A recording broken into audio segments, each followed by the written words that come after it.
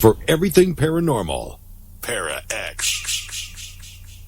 The views expressed and the opinions given by the individual host and their guests do not necessarily reflect those of Para X, its affiliates, or its sponsors.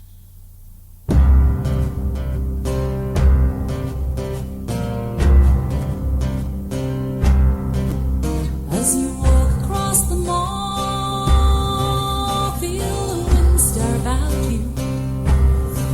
A crescent moon in the sky, she's there to guide you.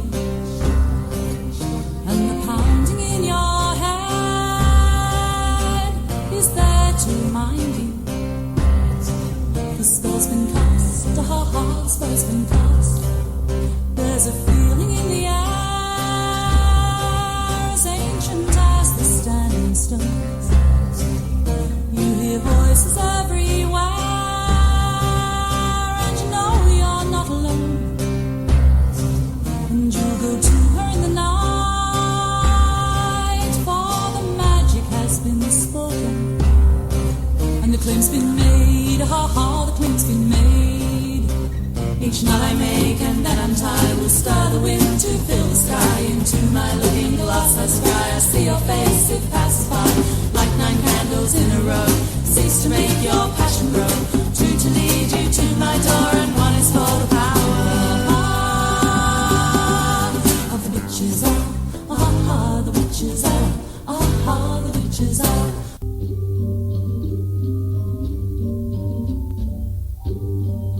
Merry meet and hail to all. Heed the words I now shall call. Live you must, and let to live. Fairly take and fairly give. Do what thou will if it harms none. By the magic of old may it be done. 9 woods in the cauldron go, as above, so below. Welcome to Stirring the Cauldron on the Para X Radio Network. And now, here's your host, Marla Brooks. Merry meet and welcome to the Witching Hour, as we're going to call it tonight, and that's because it happens to be the opening music for tonight, called Hour of the Witch by Spiral Dance. But my guest tonight, Dr. Jennifer Lamonica, works her way not in magic, but in other ways. She's a doctor of chiropractic, licensed acupuncturist, certified nutritionist, certified imagery therapist, and a face morphologist in the Western spiritual tradition. She's also a certified medical technologist, and she's taught at the New York Chiropractic College, at the New York College of Traditional Chinese Medicine, and for the New York State Chiropractic Association. She's been in private practice since 1984 and has been a student of face morphology since 1985. She's also the author of the definite book on this subject and the tradition called The Art and Science of Face Reading. And that's what we're going to be talking about tonight. So, Dr. Lamonica, welcome to the show. Thank you very much, Marla. You know, I love what you said right in the beginning of the book, that the secrets of the soul are held within the structure of the face. Now, that's a pretty profound statement. It is, and it's a belief that I have and that my colleagues and my teachers have had, that the soul is eternal. And so when it comes to this incarnation, it chooses the features that it wants to create the blueprint of the body's life so that it can make the best lessons that it needs for this lifetime. So, like, when you pick your parents, you get the DNA of the face morphology, and then you know that you're going to get these I don't know what you call them, characteristics, traits, or whatever that you're going to come forth with. Like, for instance, you may have an inclination to do something in your life, and you know that when you see that, you get like a really strong feeling that this is the best thing that I've ever seen. And that is within the DNA and within the morphology because you have a gift or an inclination in that direction. Also, some of the errors that you have, which you choose to carry on from your ancestors, are things that you need to overcome in this lifetime. And it's a really profound experience knowing that and seeing that and reading it in the faces of yourself and other people.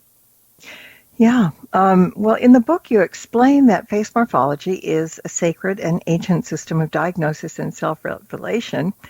And it's like 4,500 years old, and that it is a life-changing Western spiritual system for self-awareness, self-healing, and for healing relationships with others. Can you give us a little background about it? Absolutely. So it's from the area of Babylon, Israel, and Greece. And what happened is that these were characteristics and traits and knowledge that was written in the like in the Zohar, which is a classic mystical Jewish text. Is written in the Bible, and it was written in a lot of the different categories that people pass, but not in a written tradition. I say it's written, but only the rabbis and the ancestors and the great teachers had this knowledge, and they passed it along through an oral tradition.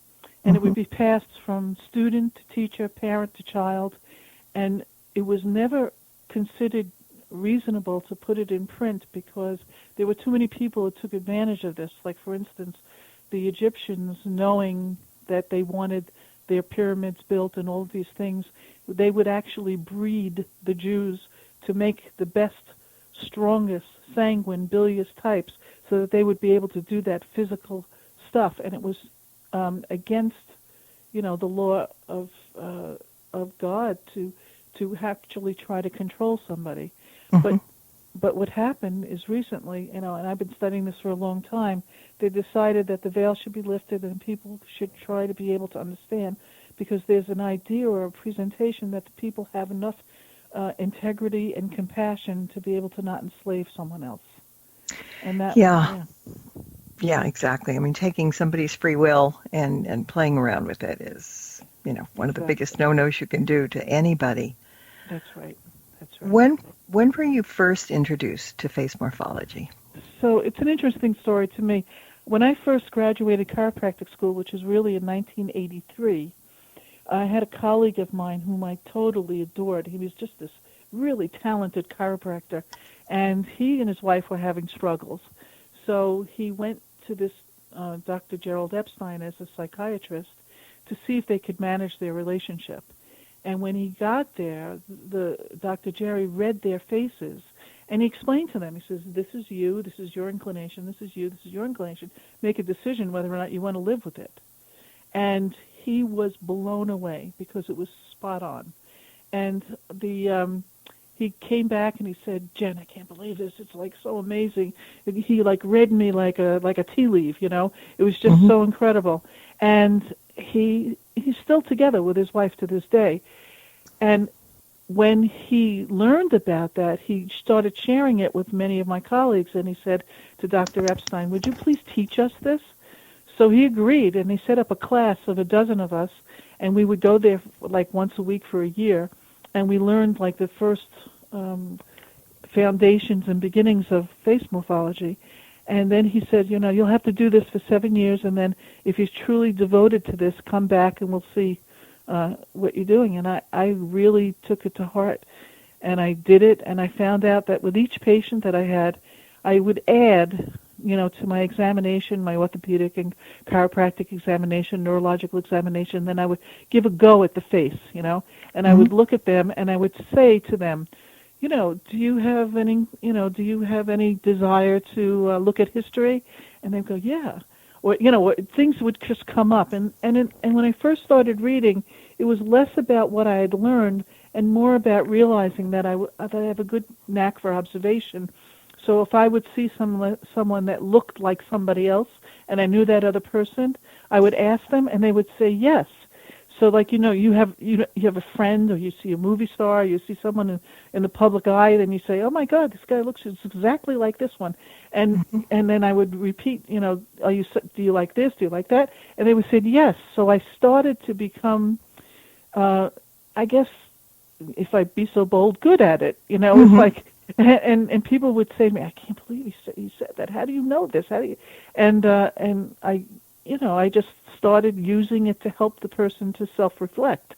Because, when you're in a business, as I am, which is people come to you with physical ailments, but now we know, I'm sure many people know that those physical ailments are not free from the emotional part, the social part, the spiritual part, and all of that in their life. And all of these play a big part. So when I do it and I, bring up this other stuff, the people are more than happy to share what their life experiences.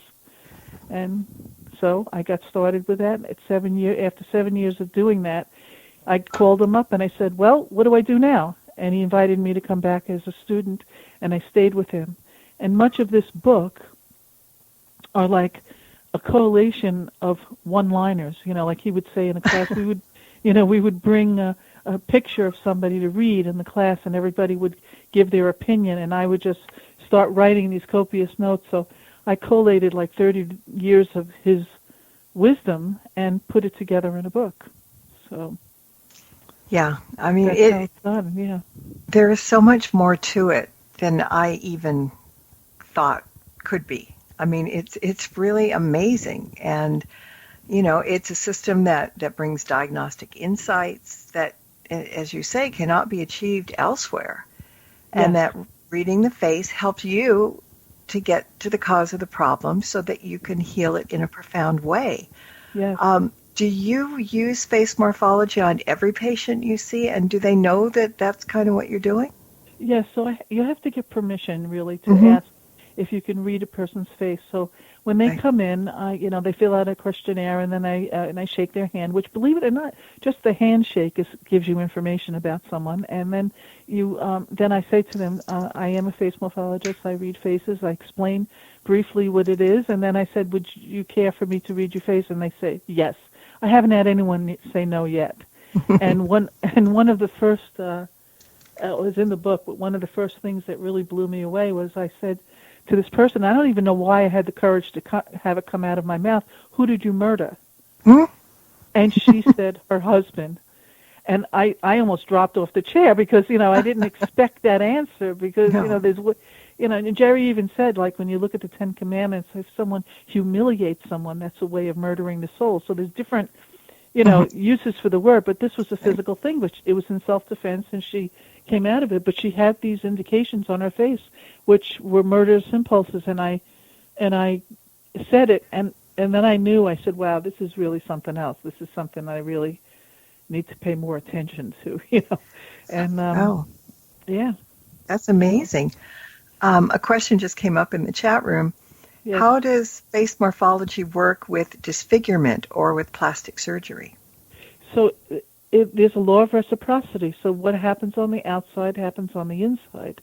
And so with plastic surgery, especially, a lot of this, the written information was in France because the French medical schools use this technique called complexio, which is a form of face reading and imagery to do their healing. And they kept it up even to this day because if you see that a person has an imbalance in their face and then you do plastic surgery, that can actually cause a mental breakdown. So he said that you want to see it. Now, in the case of disfigurement, that will also affect the person, and you have to be very careful about their personality and what they're looking at. Like when they may need at that point to change it back to the way that it was to the best that they can, but they also should understand with the disfigurement what part of the personality or what part of their life might have been changed, and just knowing that and trying to compensate for it. Like, for instance, when you read a face, when you look in the book, you're going to see that there's basically the temperament, and then there's the front face, and then there's the features, and all of these things, each in and of themselves, because we are a hologram, can be read and to read the whole being. However, when you put it all together, there's a balancing effect that makes the person that is uniquely them. So what you may want to offer to the person who's had these facial changes is how to cope with the changes that were made, and perhaps to develop facial exercises or postures in their life to compensate. That makes good sense. Someone else in chat says that she knows people who do eye readings. Does this include reading the eyes also? Differently than I'm sure that what she's thinking of. Eye reading, if she's thinking of iridology, was created by Dr. Bernard Jensen, And what it is reading the iris has like different markations in it where the color is, and so that's a whole technique within itself. Within the face morphology, we look basically at the shape of the eye, the slant of the eye, the color of the eye, and we get indications about the personality from that. But it's not the same technique. Okay. It's just you're saying all that, and I'm thinking of shifty eyes. You don't even have to read a face when somebody has shifty eyes. Absolutely, absolutely. You always hear about that, and then because I think, well, some people are born with like squinty eyes and stuff, and they can't help looking that way. It may not be true, but they must be very put upon. But you might notice that they have other compensating features that will counteract that, or True. they recognize the squint or the whatever that is, and they start changing their behaviors in certain ways, which in effect will then change the face. Okay. Yeah. I'm learning so much. I'm so happy you're here. Oh, thank you. Now, you mentioned in the book that it's your belief that the soul is eternal and has the choice to incarnate. Would you be able to see past lives in your patients and help with the diagnosis if you see a particular trait or disease that seems to be reoccurring? So I don't know specifically how to do that, how to be a past life reader. However, I believe that, well, if you look at different cultures, you'll see that many cultures believe in the past lives, but they believe in their own specific rules and laws. Like, for instance, the Jews actually believed in past lives, but only within the family. So they would see that, this woman looks exactly like her grandmother, so she would assume that that was the lineage of the past life that she had taken on, But the idea of the morphology goes more toward the ancestral.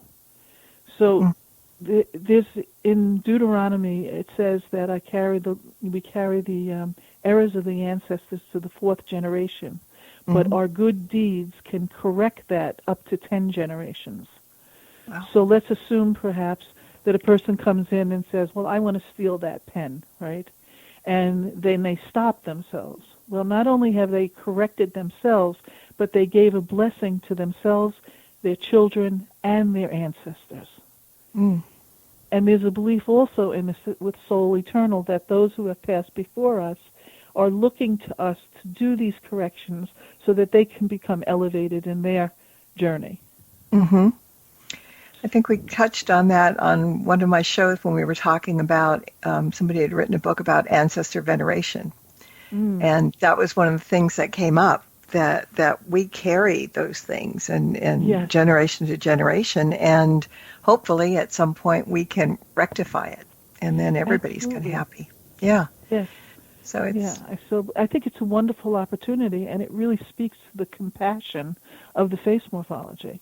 One of my reasons for wanting to have this work out here, because basically that's what happened. Dr. Gerald Epstein unfortunately passed a year ago, and but I was studying with him for so many years, and he wrote so many books, and I kept saying, "Where's the face morph book? Where's the face morphology book?" Every year, he said it, and then finally he said to me, "You write it." So that's so I was given the baton, to pass this along. So I wrote the book, and one of my main reasons for wanting to write the book is to have people be more compassionate toward one another. Not to have so many judgments. We basically are living by media, and the media portrays a certain picture of what they think it is, and it creates a standard and ideal. And there are so many people that are so hurt by that. Yeah. They want to be thin, they want to be tall, they want to be blonde, they want to be black, they want to be, it's like all these different things, and it's like you are specifically designed in the likeness and image of God through your parents, and it was your choice to take that on. And when some people take on a challenge, when I meet them and they come in and they're sick or whatever it is, and I said, I admire you so much for the courage that you had as a soul to come forth with this destination, and what challenges you have in this lifetime, and how willing you are to meet it. I'm sure some people are very surprised when you say that. Yes. In a good way. Definitely in a good way. Yes. All right, so you say that our faces are unique and incomparable, and I know that even in twins there are subtle differences. Absolutely. But there are lots of doppelgangers out there who have similar faces. So does Yes. that mean that in many ways these strangers may have things in common, or is it fairly unimportant because you're looking deeper in some ways besides just the facial structure? Well, I mean, relative importance is based on the eyes of the beholder. So if a person has a doppelganger out there and they want to learn from that person, it is said that we learn from our equals or from our same type people, but we also learn from our opposites. Because we, as humans, are asked to look at ourselves, to do an evaluation, to examine ourselves. And especially when you come to relationships, many people couple and they get married or they partner, and they often look into another individual to see themselves. Because if they start to notice the behaviors that this other person is carrying on with, and those behaviors are something that irritates them, most likely it's something within themselves. Yeah. Right? Right. So if you see someone with the exact same face and you want to learn about yourself, that might be a gift. It could be, unless you run in the opposite direction because they look so much like you that it's like, ooh, Twilight Zone time. Yeah. Right. Another question from the chat room. What about decorations of the face, like piercings, tattoos, or even hair and makeup? Does that make a difference? I think it does. There's one of the big signs that this is something that I can't tell you how many times over the years I've had to tell women. They like to tweeze their eyebrows in a certain way that in the old days it used to be like they barely left even the tail of the eyebrow on. And if you look even at the chapter on eyebrows, you'll see that the thickness of the eyebrow speaks to the metabolic rate of the person's thyroid. So if the lateral third of their eyebrow is off, even in the medical world, it's pathognomonic for thyroiditis. So if I would have a patient that would come in and want to shave their eyebrows or put a piercing in a certain place, it would absolutely affect the person on the inside. So if they were feeling like they were tired and their skin was drying and they're gaining weight or the hair is thinning, they could be creating for themselves a hypothyroid condition. And that would go with any part of the face. So I had a patient of mine who came to me for fertility, and she had a piercing in her tongue, right in the center of the tongue. Now, I'm an acupuncturist also, so that's the circulation sex meridian. So she put a needle right in the line that goes straight to the uterus. Had her take it out, and she got pregnant. Wow. Yeah. I mean, everything, that's what we call the law of reciprocity. What's on the outside is on the inside. What's on the inside is on the outside. I happen to be not fond of tattoos, and I'm sorry if anybody has them, and I'm offending them. But the reason I do that is because I have a prejudice, because a lot of the slaves were tattooed, and it was a symbol of ownership, and I just it just kind of goes against me. No, that makes sense. And there are a lot of people that don't like tattoos because of the tattoos that the Jews got in the concentration camps too. So there's a lot of reasons that people aren't crazy about tattoos, but I also see them as an art form. So six of one, half dozen of the other. Some people have extraordinary artwork on them, but you gotta know your own sensibilities, right? Right. You got to know when to hold them. Yeah. And sometimes we don't know how to fold them quick enough either. But Exactly. That's a whole nother show. Right. But can we talk a little bit about the four temperaments? Because I read through, here we go. I read through all four. And it was really interesting seeing that I might have the nose of the nervous profile. The traits of the bilious came up also, and so did a bit of the lymphatic. And then Right. reading about the temperaments and possible professions put me back into the nervous temperament, and Yes. as did the angles also. So while nobody should self-diagnose on their own, it was quite fun to kind of explore just by reading through that chapter and me landing in so many different places. So talk about the Right. four temperaments. So I'm glad you brought that up because we are all four temperaments. Okay? So this is based on, again, a biblical understanding. Ezekiel was given a vision. And in the vision, there was a chariot, and on a chariot with four posts, and on each post there's a creature with four different faces.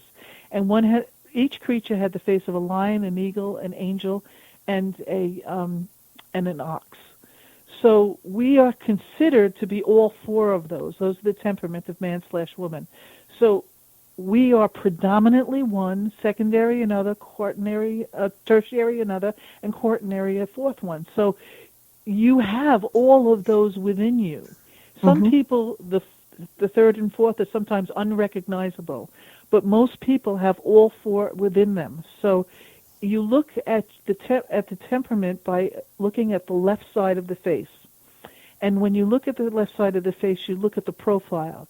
And if you look in the book, you'll see that there's a pouched forehead with a bowling ball type head is the bilious. And the next thing that you look about that is that the jawline coming from the ear comes about 2/3 of the way straight down and then makes an angle towards the chin. The nervous type is a sloped back forehead with a sloped back chin, and they have almost a bullet-shaped head, so like it comes up almost like a cone. Okay? Their jawline is completely gone. It does not come down from the ear. It just goes straight from the ear to the chin. Then you have the sanguine, who is your classic, typical Dick Tracy type, where the jawline goes all the way straight down and then makes a right angle and comes straight across. And their forehead is sloped back. And now you have the lymphatic, which is kind of a flat, anywhere from a pouch to a flat, straight face, but the jawline is obscured by flesh. So that makes an angle going down. When you look at all of these temperaments and you follow the energy, you'll see that the energy of the nervous goes forward through the nose. When you look at the energy of the bilious, it's through the forehead. The energy of the sanguine is through the jaw, and the energy of the lymphatic is through the neck and the chin. And each one of these temperaments has a plethora of embryological tissue that is with that. So, for instance, the nervous being, and it's appropriate to hear that because its dynamic strength and weakness is the nervous system. The bilious, its dynamic strength and weakness is the liver and tendons and ligaments. The sanguine, its dynamic strength and weakness is through the heart, circulation, and muscle. And the lymphatic, its dynamic strength and weakness is through the digestive and through the body, mostly like a corporeal type. So you'll see a lot of like judges are lymphatics because they're very, very interested in justice. They're kind of even, they're slow, they don't want to exercise. If you see a person who's sanguine, they're the kinds of kids in school who really have to jump around all the time because they can't even stay focused on one thing because their whole essence is motoric. They've got to be physically moving. The bilious are a very interesting type because they share two derivations, so that means that they can actually be the one in an organization that can think out the plan and execute the plan. You know, like lymphatic could think of lots of plans, and they have synthesizers, but they're not going to act upon it, okay? And the what did I leave out? The bilious we did, the nervous I did, the lymphatic I did, and I did it all. So like if you have a company, right, and you wanted the idea person, that would be the nervous. The person to organize it and keep it all together, that would be the lymphatic. The person who would be the boss and the CEO would be the bilious. And the person who's going to get the job done and go out there and make all the sales, that's the sanguine. So some of us, though, I mean, I kept seeing myself jumping back here and there. You know, well, I might be this or I might be that. Do we all have a little bit of each in us, but there's one temperament that stands out Yes. stronger than the others? Is that how Yes. it works?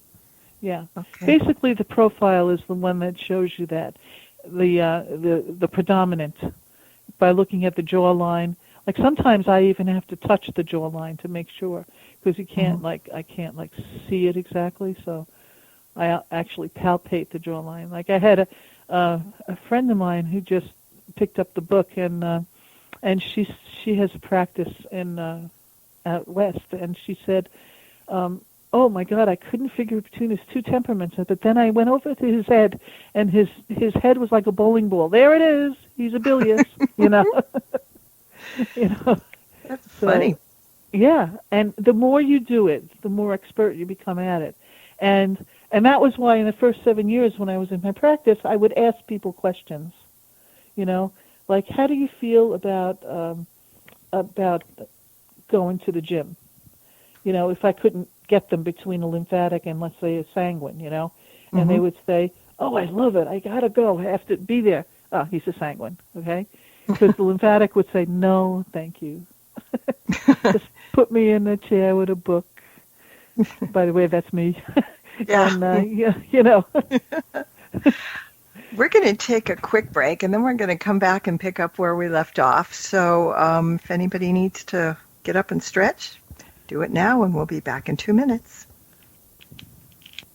Don't go away. There's more Stirring the Cauldron with Marla Brooks right after these important messages. Are you haunted by shadow people in the middle of the night?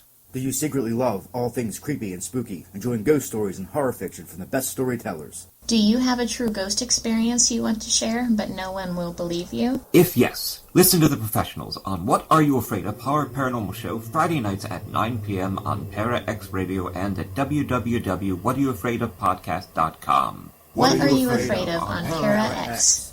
Our creepy and demented hosts are on call to provide you with all your spooky needs with true ghost stories, interviews, indie music, and new horror fiction. We are ready to scare you. Para X. From Haunted Road Media comes an exciting new novel by author Marla Brooks. Soul Connection, a deadly obsession. Two lost souls, ripped apart by murder in another century, find each other again in the present, only to discover that the murderer has followed them through time. Can their love save them, or will history repeat itself? Find out in this captivating new novel by Marla Brooks, Soul Connection, a deadly obsession. Available now on Amazon.com and at BarnesandNoble.com. Demons, vampires, werewolves, skinwalkers, all of this and more, Sunday nights at midnight on the Staring Into the Abyss radio show. Come, get lost with us.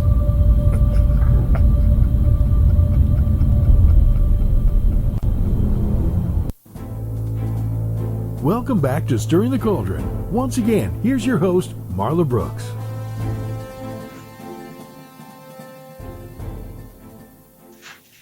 Okay, welcome back. My guest tonight is Dr. Jennifer Lamonica, and we're here to talk about her new book, The Art and Science of Face Morphology.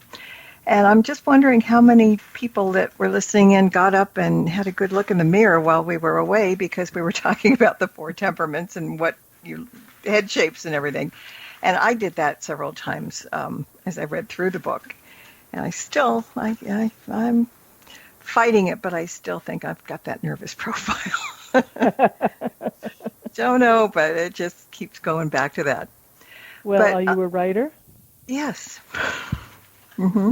That's classic nervous. Yeah, I was reading all those little things. I went, okay, that one fits, that one fits. Well, maybe not that one so much, but that one fits too. But, the more I read, I was amazed at how many aspects there are to reading a face. I mean, in addition to, we're talking about the 4 temperaments, but you also read ears and facial muscles and hair and chin and teeth. And I'm leaving out a lot as well. It's really difficult looking to me, but you've been doing it so long. I guess all these aspects are kind of like second nature to you, aren't they? Well, yes, and it's good you mentioned it. The way that I structured the book was from, more general to specific. But what happens is that when you see somebody, something's going to kind of look at you, and so you're going to say, oh, that's a very big characteristic.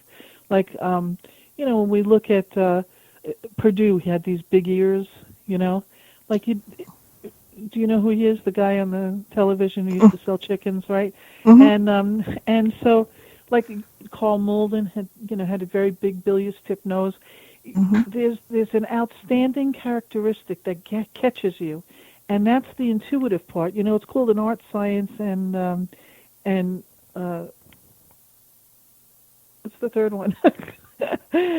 an art and a science of face reading. Okay, so what happens is that you want to honor your intuition because the face is speaking to you and you're speaking to the face. And so when we look at the temperament first, and then there's these divisions of the face which are so telling, like for instance the big face and the little face. The big face is the face that's the flesh that surrounds the features, and then there's the little face which are the features, and they balance each other. So when the big face is very big and the little face is small, this person might not be somebody that you can get through to right away. However, if you have someone with a big inner face, like all the features are large and the big face is tiny, then they're going to be overwhelmed easily. So that tells you something. Now we have the divisions of the face, where you have the forehead, and the distance between the eyebrow and underneath the nose is considered the emotional zone. The forehead is the intellectual zone, and then you have the concrete physical zone is on the bottom. So you're looking at the three divisions. Then you go into the shape of the big face, and that's analogized to planets. Like, excuse me, if it's a round face, that's a moon, and if it's a square, it's the Earth, and if it's a trapezoid, it's a Saturn, and the chart is in the book. And then from there you go to the individual features, and you could look at the eyebrows, the eyes, the nose, the lips. But let's say someone comes in and you're just looking at them and you go, oh my goodness, that lip is so big on the bottom.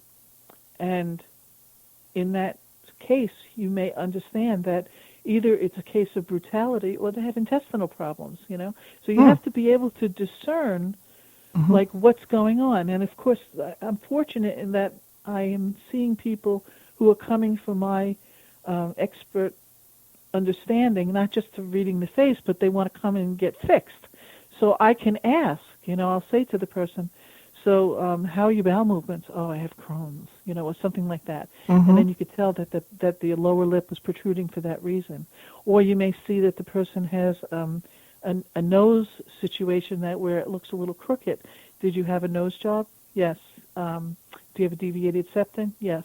You look at the left side of the face, you're looking at the female part, and you're looking at the past. Look at the right side of the face, and you're looking at the future and the male part. When there's asymmetry, you can actually guess that the person has had some difficulty in their past or difficulty in the future, not in the future, but in the present now. So, because you can't, really tell the future, but the face is so revealing. And then and that's why I also, I wanted the book to be available for, like, say, like an encyclopedia. You see somebody, what does that mean? And you look it up, and it'll tell you. And if you can confirm that, then you become more and more expert at reading the face. Okay. Well, another question from chat. Do you think people subconsciously read people's faces? Is that where maybe love at first sight plays in? Oh, yes, absolutely. We actually have an area in our brain that is sensitive to facial shapes because from the moment of birth, the child yokes itself to the parent's face. So it's supposed to be an analogy to the way that the Creator created us, and we yoke ourselves to Creator, and then the parent becomes Creator for that little baby in the beginning, and they yoke themselves. And there are people that see other people and recognize that love right away. It's like right there in the brain. They have brain mapping now where they actually can show people's parts of the brain lighting up when they're looking at loved ones. Wow. It's really quite interesting. What's interesting, another comment in the chat room from a retired policeman. He said criminology of yore was based on looking at faces. They Yes. said that they could tell a criminal just by the face and features. Yes, absolutely. Yes. They had that look, is what he's saying. Yeah. There goes those beady eyes again. Yeah. Right. I'm sorry. To a certain extent, it's so true. And when you look at the characteristics of these features, and you see what you see. Like, oftentimes I'll say to a patient when they come into the room, I said, we feel comfortable with each other, can't you tell? And yeah, they do. They say, yes, of course. I said, but when you see somebody that you're not comfortable with, take heed, because that's a warning to you. Mm-hmm. Yeah, and some people talk about it just picking up the vibes off of somebody, but it may not be just the vibes. It may also be the vision. Right. They work together. I was really interested in reading about the Foursquare because that included the elements of earth, fire, air, water, and the elements for each temperament. It also has astrology and more. So please explain the Foursquare. So the Foursquare is a phenomenal representation of the system of Complexio, which was used for diagnosis. Now, if you notice on the Foursquare, the elements, the four earthly elements that are being presented are carbon, nitrogen, oxygen, and hydrogen. And each element is predominant in each of the types. So, for instance, the oxygen is very important for the bilious. And it goes first. The carbon is very important for the sanguine, and it goes first. Did I say oxygen was good for the sanguine? I made a mistake. Yeah. That goes to the nervous. That was mine then. Okay. Yeah. And I should look at the chart because I don't want to make an error. Because they're all labeled in different areas. I'm just leafing through the book right now. But it's so profound, how you could tell what the needs and not needs are. Like, for instance, the fact that a bilious needs so much oxygen, that's why they're excellent long-distance runners. Whereas you see the person who's like a nervous, they can't do long-distance running because they become fatigued when they have too much CO2 in their body. So they have to expel it. And what happens is that they're really good at like fencing or quick movements. There's that Foursquare. Oh, here it is. So I don't want to leave you with something that I said that was inaccurate, so let me correct it, please. Yes. Okay, yeah. So the sanguine is nitrogen because they need the meat. The bilious is the oxygen. And the nervous is the carbon because they can't have too high of an amount of carbon in there. So when I said the sanguine is the nitrogen, because they have to eat meat. I had a guy come into me who was a sanguine temperament, and he was in chiropractic school at the time as a youngster, and he was failing in his health. Why? Because he decided to become a vegetarian. So he comes into me and he tells me, and I ask him what he's eating, and I said to him, okay, go home, don't pay me, have a steak. And then come back and let me know how you're feeling. He came back, he was so happy. He said he felt like all his life force came back. Oh my God. Yeah. And it's that simple because you see the length of the digestive tract in each one of the temperaments is shorter and longer. So the true vegetarians are nervous because they have a very short digestive tract. They can eat meat, but they shouldn't eat large amounts of meat because it'll cause them to be distressed. Whereas a bilious loves the vegetables. They have meat also. They're very good on the Mediterranean diet. When you look at the Mediterranean, look at most of the morphology is bilious. And the Russians and the Northerners have that lymphatic thing. Their problem is they can eat too much because they have the longest digestive tract and they don't get any symptoms when they overeat. So So they tend to be bigger, you know. Yeah. But it's even said that a lymphatic should have 10 to 20 pounds more than what the doctors would assume is normal for their height and weight, for their height, because they need the flesh. Like the nicest thing my teacher ever said to me was he pointed to my belly and he goes, "Nice library." I like that.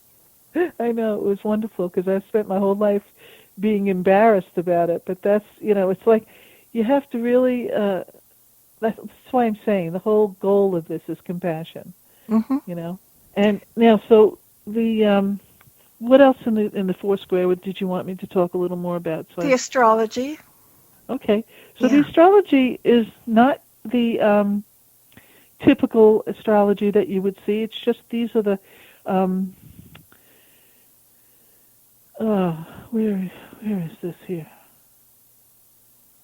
To what are you referring? Well, I just saw that the correlation of you know, the different signs to now I've got to get the book out. So basically, I see what you're saying. The symbols, the astrological symbols that are on the chart are related to the temperament, but it's not your classic astrological way. It's just showing that these particular signs seem to be more in favor of that temperament, or that temperament is more in favor.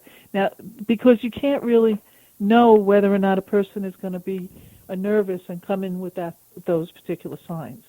It doesn't have to be that way. There's a mixing and matching. But this is the way that I was taught. He was very skimpy on that information, my teacher. So every time I asked him, he didn't really have something to say. Like, for instance, you see if you're looking at the Foursquare, you'll see that there's a little box and it has like an O and a T. That's handwriting analysis. You know, that the nervous would write that way, that the lymphatic would write that way, and the sanguine would write that way. Wow. Yeah. I mean, it's absolutely amazing. All the different facets. Now, you also say that faces can even reveal if a person is in or out of balance. So when a patient comes to you for the first time, how do you begin the reading? So basically I have them sit in a chair so that I have access to their left profile. And I look at the profile and I gauge the temperament, and that usually is followed up by a series of questions. And when I was first learning this, I was much more concentrating, you know, on the face morphology and my other things. Now, because of my experience, I kind of like slip in between the Eastern and the Western, because if a person comes in and I notice that they're lymphatic and they're complaining about edema or, you know, a problem with their heart, I feel their pulse simultaneously while I'm reading the face, and I get the concurrence of symptoms in the two different traditions, and I'll present that to them, because sometimes, you know, the way that complexio worked is that you read the face, temperament, and the features, and then you would give a mental imagery to do the correction, because the belief was that, and it still is, that if a person can do an imagery, they can correct the inside, and then it'll be reflected back out on the face. So I would just start with a face reading, and then I would do also my pulse reading, you know, for the acupuncture. And then I also do kinesiology, which is muscle testing, and I would test for the anterior alarm points in the body, and I'd see how they correlate, you know, one to the other. And then I'd start to give advice. And once the person starts talking, they generally tell you what the out-of-balanceness is. You know, because like if you see the eyes that go up on the outside, you know, they're kind of like cat eyes almost. Like so those can be adulterous eyes. They, you know, my grandfather used to say you have bedroom eyes, you know. So like, you know, so those adulterous eyes. So, and a lot of times people aren't necessarily having relations with someone other than their spouse, but they are adulterating in their thought patterns. For instance, they may say, "Oh, I want to do this," but you know, and they start playing with that, and then I want to do this, and I play with that. Like people will come in and say, "Okay, should I be vegan or should I be paleo or should I?" And they just kind of switch back and forth to these different things. You'll see they have those eyes, you know, because they can't commit, to one thing. And so you look at what's outstanding and you try to give them a chance to observe that and see it and then learn how to pick it. So if a person's having trouble making a decision, you give them an imagery exercise to be able to make a decision. Good idea. Yeah. Good idea. So what can a person expect to find out after a reading? I mean, and in what ways does it guide you in the treatment of those? You mean the morphology? Mm-hmm. Oh, it absolutely guides me. Like, for instance, I'm a chiropractor, and we do physical adjustments. And if I see someone who's a very sensitive type, and they have, like, the big features and the small face, I'm not going to go in there and crack them and rack them because they're gonna be overwhelmed. They'll never come back. Yeah. So, and I'm not going to shout. I happen to be Italian, so I have like a little bit of a tendency to mother and yell. Great combo, really. Can't have one without the other, seriously. And I'm not going to, I don't mean yell loud, but if someone comes in, like I had a lady who was cutting herself, and I said, "Stop it." And she did. You know what I'm saying? Like, you have to really meet the person where they are. But when I see somebody who's like, I had this boy come in, and the mother said to me, he just doesn't listen. Well, this guy had very tiny eyes, very tiny nose, very tiny lips, and a big face. So to get his attention, I clapped very loud. And he looked at me, and I said, "Okay, now I need you to do this." And he heard it. Because I had to get him to be present to the moment. And that was all based on morphology. Wow. And then, if you do an adjustment and someone is a sanguine and they did a lot of heavy muscle work, you want to relax those muscles and then get in there and do the adjustment. And they prefer a stronger touch. Whereas someone who's very, very delicate, you have to respect that. Kid gloves. Yes. Yeah. So do some aspects clearly pop out at you right away more than others? Or it depends on I would like to believe so, but I'm sure there's always going to be room for learning, But I believe that I am so grateful to Dr. Epstein and his teacher, Dr. Colette Abelkama-Scott. She passed on when she was 97, but she's this incredible woman, and I went to study with her for a week in Israel. I use the word study lightly because people have dedicated their lives to being with her, but I only had the opportunity to be with her for a short time. But my life was changed. It was like being in the presence of a master. Yeah. It was just amazing. And when you're in that presence, you get a vibration that goes through you, and you learn it in a way that's so deep. And that's one of the things that I love and respect about this technique. It's so old that it's kind of in the ethers. It's like the information is there, and once it comes through, it's just extraordinary. I've observed with patients, like, when you speak truth, they hear you.